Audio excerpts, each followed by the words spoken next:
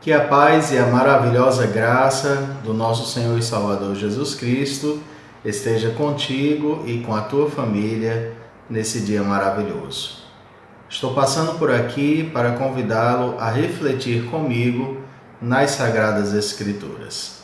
E o texto que Deus depositou em nosso coração para compartilhar hoje encontra-se na primeira carta de Paulo aos Tessalonicenses, no seu capítulo também primeiro, os versos 2 a 10. Então, eu quero convidá-los a meditarmos nessa passagem sobre o tema Marcas de uma Igreja Piedosa, Fé, Amor e Esperança. Vamos ao texto. Damos sempre graças a Deus por todos vós, mencionando-vos em nossas orações e sem cessar, recordando-nos diante do nosso Deus e Pai da operosidade da vossa fé, da abnegação do vosso amor e da firmeza da vossa esperança em nosso Senhor Jesus Cristo. Reconhecendo, irmãos amados de Deus, a vossa eleição, porque o nosso Evangelho não chegou até vós tão somente em palavra, mas sobretudo em poder no Espírito Santo e em plena convicção, assim como sabeis ter sido nosso procedimento entre vós e por amor de vós. Com efeito, vos tornastes imitadores nossos e do Senhor, tendo recebido a palavra, posto que em meio de muita tribulação, com a alegria do Espírito Santo, de sorte que vos tornastes o modelo para todos os crentes na Macedônia e na Acaia, porque de vós repercutiu a palavra do Senhor, não só na Macedônia e Acaia, mas também por toda parte se divulgou a vossa fé para com Deus, a tal ponto de não termos necessidade de acrescentar coisa alguma.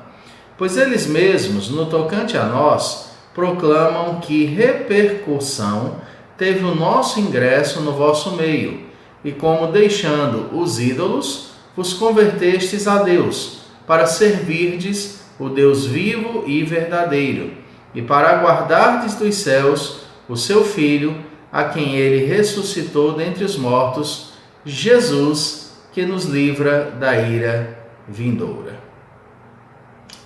Queridos, estamos diante da primeira carta de Paulo escrita aos Tessalonicenses. Uma preciosa carta do Novo Testamento escrita pelo apóstolo Paulo durante sua estadia na cidade de Corinto, e isso por volta do ano 52 depois de Cristo, e enviada em nome dele mesmo, de Timóteo e de Silvano, à igreja que se reunia na cidade de Tessalônica. Igreja essa plantada pelo apóstolo Paulo. Segundo a Bíblia de Estudo de Genebra nos informa, o propósito maior é assegurar aos cristãos tessalonicenses do amor que Paulo tinha por eles e instruí-los a respeito da importância de viverem para Cristo e entenderem corretamente as etapas do seu retorno. É uma carta que trata uma parte dela da volta de Cristo, outra parte é ações de graças e outra parte ainda é lembrar aqueles queridos irmãos acerca do grande e gracioso amor de Deus na vida deles. Hoje eu gostaria de adentrar com vocês uma grande seção desta carta, que envolve as ações de graças de Paulo pela vida piedosa daqueles queridos irmãos para os quais ele escrevia essa epístola. Era muito comum nas cartas desta época o seguinte roteiro: os remetentes se apresentavam, declaravam a quem estavam endereçando a carta, traziam após isso uma saudação, que no caso desta carta foi a saudação graça e paz, e então vinham as ações de graças, que nada mais eram que reconhecimentos e afetos aos destinatários. No caso de 1 Tessalonicenses, as ações de graças tomaram boa parte da carta. Para se ter uma ideia disso, elas vão desde o verso 2 do capítulo 1 até o final do capítulo 2. Portanto, dos 5 capítulos que essa carta tem, 2 deles se constituem gratidão ao Senhor por tudo aquilo que ele estava operando entre aqueles irmãos. E para uma melhor compreensão destas ações de graças, nós vamos dividi-las em 3 blocos que eu irei expor sequenciadamente debaixo da graça e da permissão de Deus. Hoje nós vamos ver o primeiro desses 3 blocos. No primeiro, que nós estaremos vendo hoje, como eu acabei de dizer, Paulo louva a Deus pela conduta piedosa dos Tessalonicenses. No segundo bloco de ações de graças, Paulo é grato pelo que Deus o permitiu vivenciar quando esteve pregando o Evangelho ali ao longo de 3 semanas que passou naquela cidade. No terceiro e último bloco de ações de graças, Paulo irá destacar o modo precioso como a palavra de Deus fora acolhida por estes amados irmãos. Então nós teremos aqui no nosso canal essa sequência de 3 mensagens nas ações de graças da primeira carta de Paulo aos Tessalonicenses. No texto de hoje, essas ações de graças serão compreendidas por nós acerca da temática Marcas de uma Igreja Piedosa. O meu intento com essa exposição, e acredito eu ser o intento de Paulo também, é enfatizar aquilo que, louvar a Deus por aquilo que os Tessalonicenses viveram como igreja e que nos serve de parâmetro, nos servem para avaliar um pouco como anda a nossa conduta, para que nós também possamos viver de modo digno do Senhor. Então vamos examinar essa porção. Em primeiro lugar, igrejas piedosas manifestam a sua eleição em obras concretas. Isso está pautado nos versos de 2 a 5. Prestem atenção na releitura destes versos. Damos sempre graças a Deus por todos vós, mencionando-vos em nossas orações e sem cessar, recordando-nos diante do nosso Deus e Pai da operosidade da vossa fé, da abnegação do vosso amor e da firmeza da vossa esperança em nosso Senhor Jesus Cristo, reconhecendo, irmãos amados de Deus, a vossa eleição. Porque o nosso Evangelho não chegou até vós somente em palavra, mas sobretudo em poder, no Espírito Santo e em plena convicção, assim como sabeis ter sido nosso procedimento entre vós e por amor de vós. Então vamos entender um pouco essa passagem. No verso 2, nós vemos Paulo declarando que a igreja em Tessalônica era alvo de suas constantes orações, não somente dele próprio, mas também de seus companheiros de ministério, e que essa oração envolvia gratidão diante de Deus. Volto a repetir, damos sempre graças a Deus por todos vós, mencionando-vos em nossas orações e sem cessar. E o motivo desta gratidão, meus queridos irmãos, repousava no fato da eleição destes irmãos parecer tão clara, tão óbvia para Paulo, devido à conduta piedosa que se tornara marca registrada dos Tessalonicenses naquele período. Essa conduta envolvia a fé, o amor e a esperança.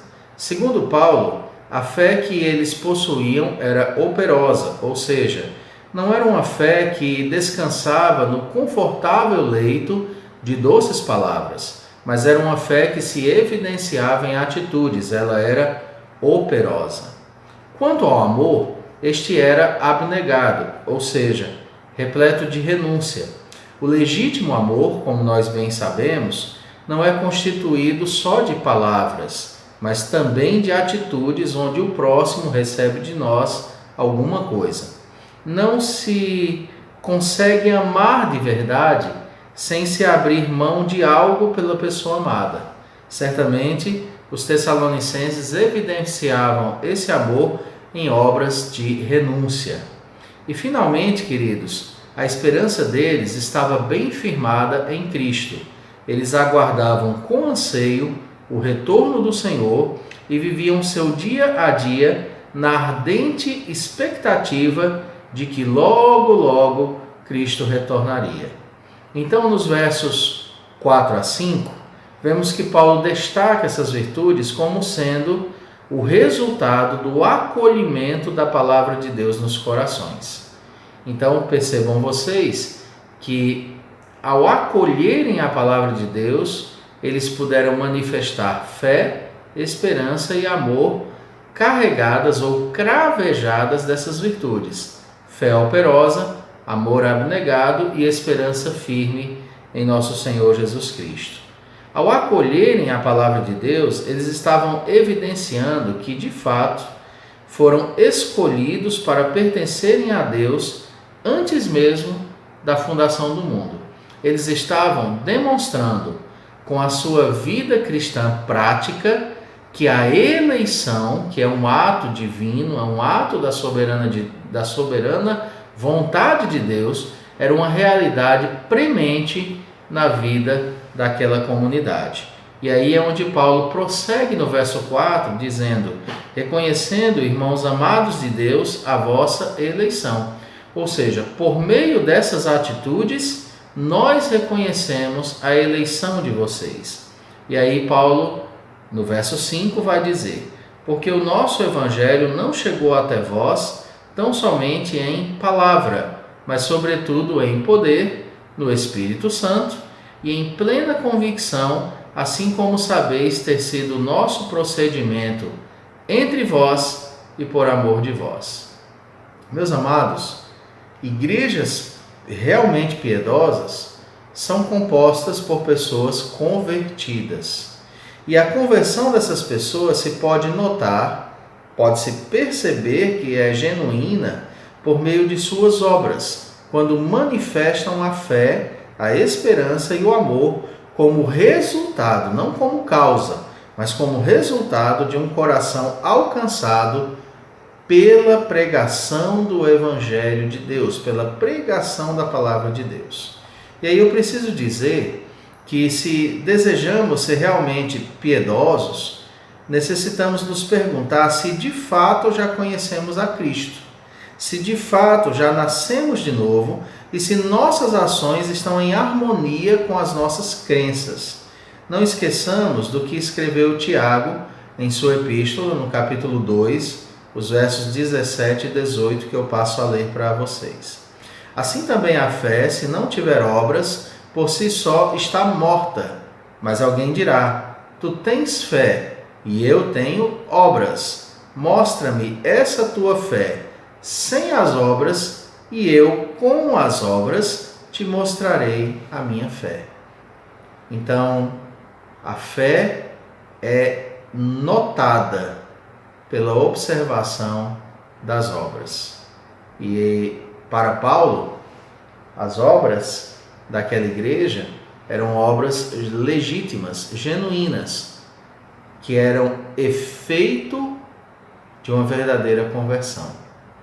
Queridos irmãos, se nós de fato já nascemos de novo, e isso é resultado de uma ação soberana de Deus, que nos escolheu na eternidade e nos chamou eficazmente agora, nós também deveríamos evidenciar essa fé por meio de atitudes concretas. Você jamais será salvo por suas obras, mas suas obras são uma declaração visível da graça invisível que operou em seu coração. Então, que você possua também fé, esperança e amor, e cravejados com as virtudes aqui apresentadas por Paulo. A segunda questão que eu quero destacar para nós hoje é que igrejas piedosas imitam a Cristo e se tornam modelos a serem imitadas. Em segundo lugar, igrejas piedosas imitam o Senhor Jesus de fato e se tornam modelo para outras pessoas. Se você observar os versos 6 e 7, você notará esse aspecto na ação de graças dirigida por Paulo. Com efeito, diz o texto, vos tornastes imitadores nossos e do Senhor, tendo recebido a palavra, posto que em meio de muita tribulação, com a alegria do Espírito Santo, de sorte que vos tornastes um modelo para todos os crentes na Macedônia e na Acaia. Paulo destaca nesses versículos as perseguições sofridas e suportadas pelos tessalonicenses quando o evangelho chegou até eles. Falamos acerca disso em outros momentos em nossa igreja aqui em Acopiara, mas eu gostaria de ler uma porção de Atos dos Apóstolos que traz isso à nossa memória. Isso está em Atos 17, nos versos de 5 a 9. Diz assim: os judeus, porém, movidos de inveja, trazendo consigo alguns homens maus dentre a malandragem, ajuntando a turba, alvoroçaram a cidade e, assaltando a casa de Jason, procuravam trazê-los para o meio do povo. Porém, não os encontrando, arrastaram Jason e alguns irmãos perante as autoridades, clamando: estes que têm transtornado o mundo chegaram também aqui, os quais Jason hospedou. Todos estes procedem contra os decretos de César, afirmando ser Jesus outro rei.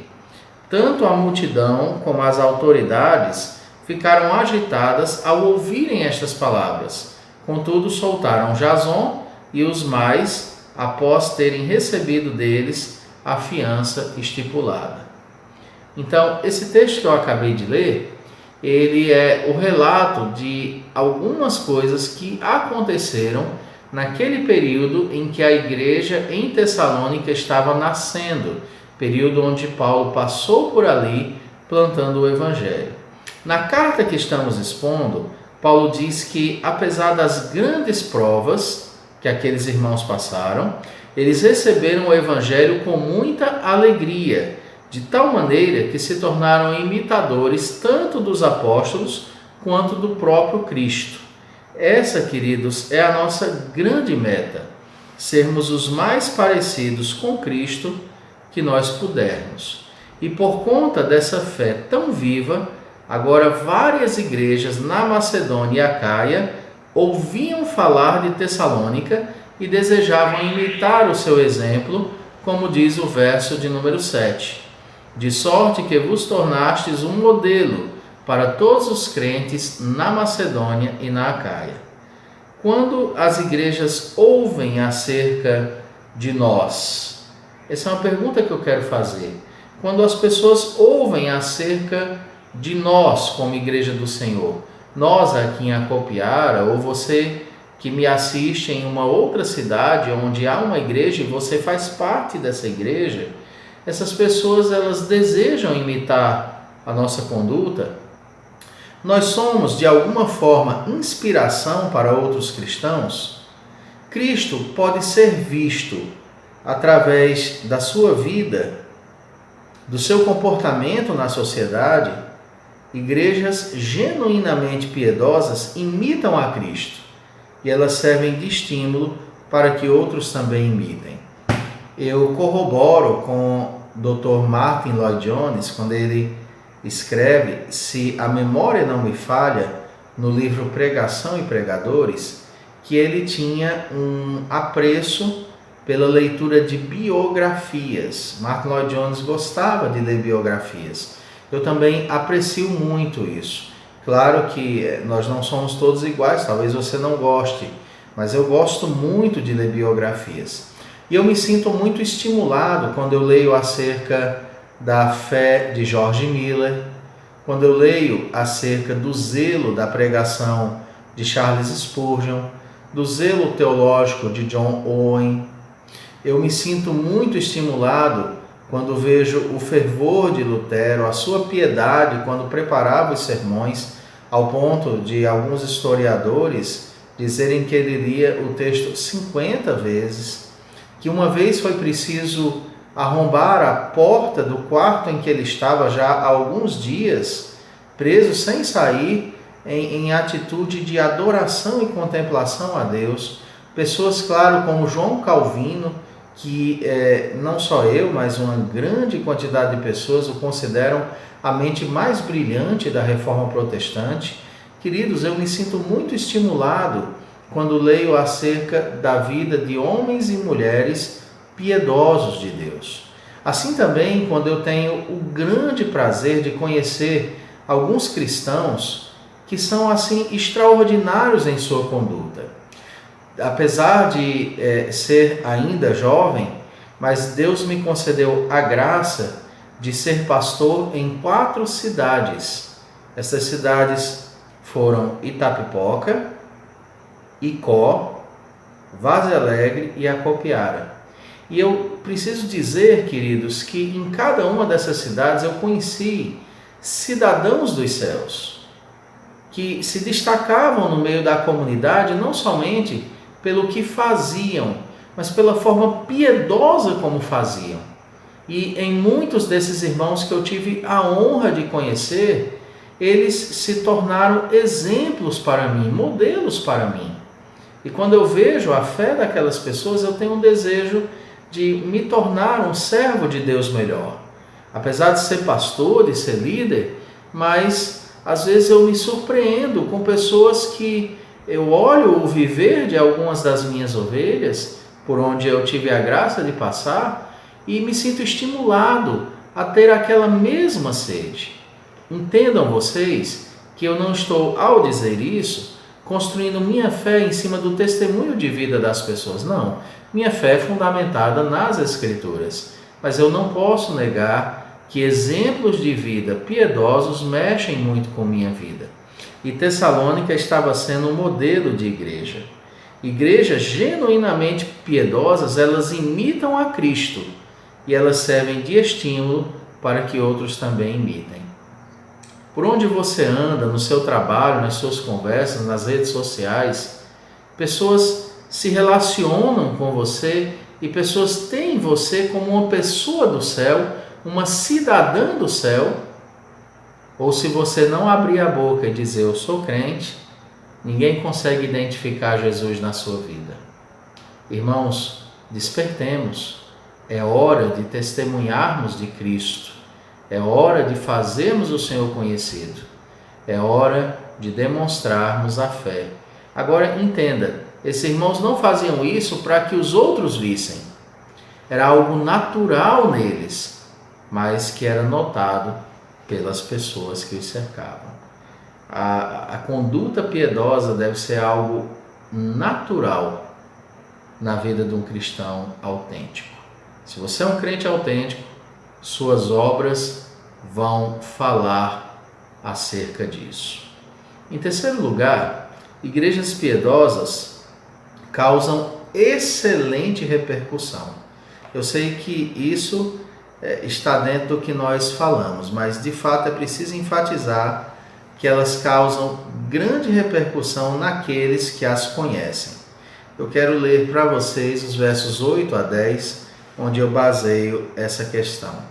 Porque de vós repercutiu a palavra do Senhor, veja como Paulo coloca agora, não só na Macedônia e Acaia, 2 grandes regiões romanas, mas também por toda parte se divulgou a vossa fé para com Deus.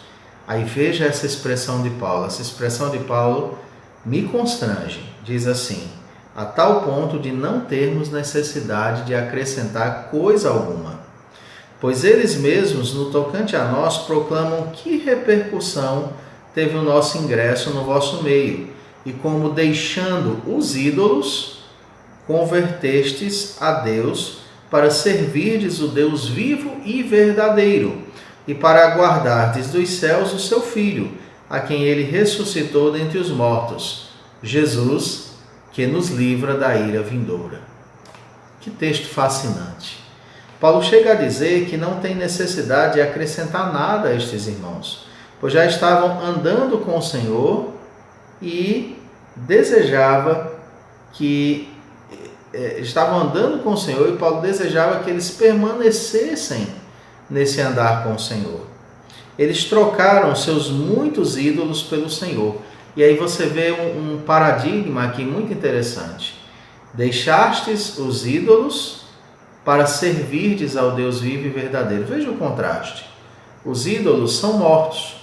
Têm olhos e não veem, têm boca e não falam, têm pés e não andam. Mas Deus não, é vivo e verdadeiro. Os ídolos precisam de imagens que os representem, mas Deus nem tem corpo, Ele é espírito, e importa que os seus adoradores o adorem em espírito e em verdade. Deus é vivo, à medida que os ídolos estão mortos, e Ele é verdadeiro, porque Ele é autêntico. É desse Deus que precisamos. Quando os Tessalonicenses encontraram o Deus verdadeiro, automaticamente eles abandonaram os deuses falsos. Eles trocaram seus muitos ídolos pelo Senhor, se desfizeram de seus objetos de adoração para se voltarem unicamente para aquele, queridos, que é o único digno de louvor e adoração. Este é Jesus. Eles agora viviam para servirem a Deus, aguardando com extrema alegria e até profunda ansiedade a volta de Cristo. Em nosso coração também existem vários ídolos que necessitam ser abandonados por nós.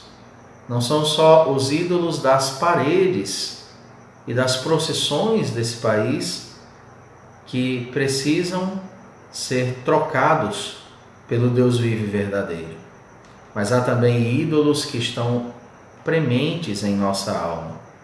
Falsos deuses, desejando que nós os sirvamos com os nossos bens e a vida, mas somente o Senhor é realmente digno de que nós o sirvamos.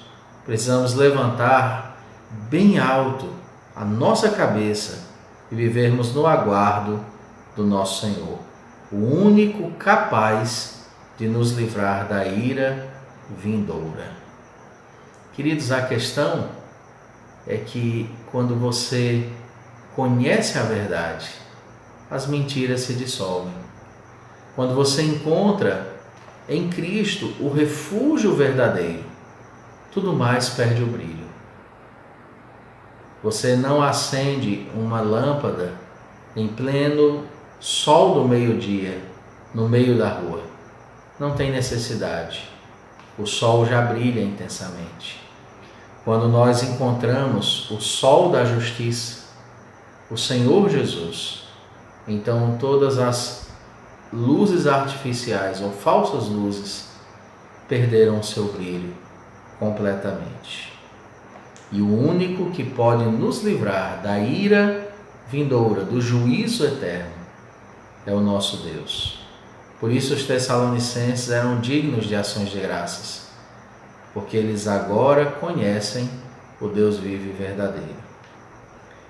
Queridos, do mesmo modo como os Tessalonicenses ouviram a palavra, nós também a temos ouvido. Eles e nós nos chamamos pelo nome do Senhor e por isso devemos viver de acordo com o seu santo nome. E eu pergunto, temos evidenciado nossa eleição por meio das nossas obras? Nossa fé é operosa? Nosso amor é abnegado? Nossa esperança está firme? Temos imitado o exemplo de Cristo e suportado as provações, aguardando o seu retorno? Quem nos conhece se sente estimulado a imitar o nosso exemplo de cristão? Somos uma comunidade, como igreja, que causa impacto positivo na sociedade. Será que nesses dias que os templos religiosos estão fechados, a sociedade está sentindo falta de nós? Alguém está sentindo falta de ver a igreja funcionando, as portas abertas, o culto acontecendo? Será que alguém está dizendo assim no seu coração: olha, quando passarem as restrições, eu estou ansioso para ir ali. Quando passarem as restrições, eu quero conviver com aquelas pessoas naquele lugar. Eu quero conhecer o Deus que elas conhecem. E eu quero amar o Senhor que elas amam. Ou será que passa despercebido esse fato? Precisamos pensar nessas coisas. Sentimos falta da igreja? A sociedade sente falta da igreja? Queridos, textos como esse texto de hoje são oportunos para reavaliarmos a qualidade da fé que professamos. Não devemos carregar apenas o nome de cristãos, mas, sobretudo, a vida de filhos genuínos de Deus. Não adianta aparentarmos amor por Cristo se nós não o amamos verdadeiramente. Que o Senhor abençoe sua vida com esta palavra. Oremos. Deus querido e eterno, que alegria poder expor a Tua palavra hoje. Acredito que o Senhor usou esse texto para abençoar vidas. E eu quero pedir que o Senhor fortaleça a fé de cada um daqueles que assistem esse vídeo agora. Que o Senhor nos estimule a conhecer-Te como o único Deus vivo e verdadeiro. Obrigado pelo privilégio de poder anunciar o Teu Evangelho, ainda que em minha própria casa, ainda que num pequeno quarto, mas a Tua palavra pode ganhar o mundo. Abençoe a todos nós e nos auxilie com a Sua maravilhosa graça. Em nome de Jesus. Amém. Quero agradecer a você, a sua família, a você que está me assistindo agora no seu celular ou na TV de sua casa, reunido com os seus. Muito obrigado por esta audiência. E eu peço encarecidamente que você esteja orando pelas nossas vidas, pelo nosso canal, pela oportunidade de continuar pregando o Evangelho. Peço também que você, que porventura está assistindo pela primeira vez um vídeo da nossa igreja, um vídeo com uma pregação nossa, e não é um inscrito desse canal, se inscreva, você estará nos ajudando a espalhar o Evangelho. E você também, em terceiro lugar, divulgue esse vídeo. Se de alguma maneira Deus te edificou, falou com você, espalhe essa notícia. Notícias ruins são espalhadas facilmente. Os mais velhos diziam que notícia ruim chega logo. Mas vamos, em nossa geração, também fazer com que notícias boas cheguem rápido. Então espalhe essa mensagem para os teus. E Deus abençoe a todos. Me chamo Pastor Kennedy, sou pastor da Igreja Presbiteriana do Brasil, na cidade de Acopiara, no estado do Ceará. E eu louvo a Deus pelo privilégio de servi-lo aqui. Um forte abraço, fica com Deus, em nome de Jesus.